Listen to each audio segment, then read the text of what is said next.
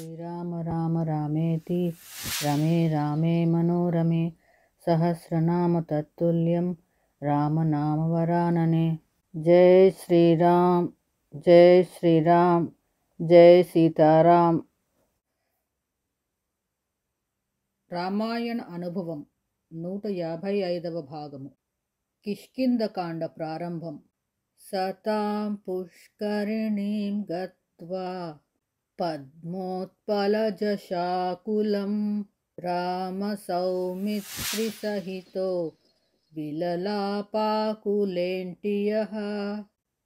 రామలక్ష్మణులు పంపా సరోవరం శోభను చూస్తూ ముందుకు సాగారు.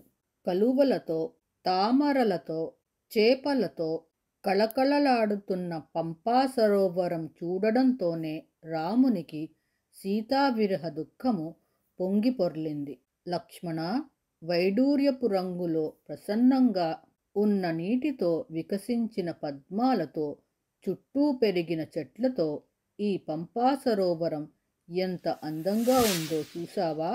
ఈ అడవిలో మహావృక్షాలు చూడు, శిఖరాలున్న పర్వతాల్లాగా ఉన్నాయి. భరతుని పరిదేవనంతో, వైదేహీ హరణంతో అసలే కుమిలిపోతున్న నన్ను ఈ వసంతుడు మరీ వీడిస్తున్నాడు.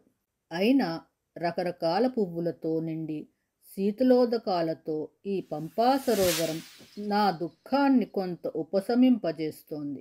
చెట్ల నీడలు పడి, పువ్వులు రాలి, ఈ పచ్చిక బయళ్ళు నెమలికంఠం రంగులో తివాచీలు పరిచినట్టున్నాయి. ఆకులు కనబడకుండా పుష్పించిన లతలు, చెట్లు ఈ పర్వత శిఖరాలను కౌగిలించుకున్నట్టు పూర్తిగా కప్పేశాయి. వాయువులు సుఖావహంగా ఉన్నాయి. వసంత ఋతువు ఇది, మన్మథోద్దీపికం. మేఘాలు వర్షించినట్టు వృక్షాలు, పువ్వులు కురుస్తున్నాయి చూసావా?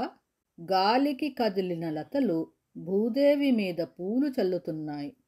రాలిపడినవి కొన్ని, పడుతున్నవి కొన్ని, పడనున్నవి కొన్ని. ఈ పూలతో వాయువు ఆడుకుంటున్నట్టుంది కదూ. పూల నుంచి ఎగురుతున్న తుమ్మెదల ఝుంకారము వాయుదేవునికి వంత పాడుతోంది.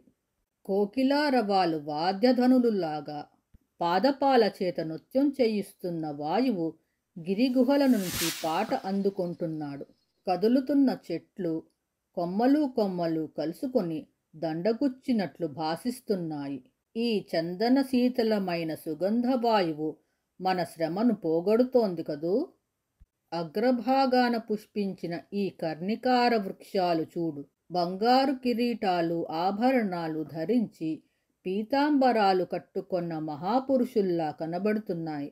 సౌమిత్రి, సీతావిరహంలో ఉన్న నాకు ఈ వసంతం, ఈ మన్మధుడు, ఈ కోకిల ధ్వనులు, ఈ తరులతా నివహం మరీ తాపోద్దీప్తిని కలిగిస్తున్నాయి. ఆశ్రమంలో ఉన్నప్పుడు ఈ మధుమధుర ధ్వనులను విని వైదేహి ఆనందంతో నన్ను పిలిచేది, మరీ ఆనందించేది. శ్రీరామ రామ రామేతి రమే రామే మనోరమే సహస్రనామ తత్తుల్యం రామనామ వరాననే.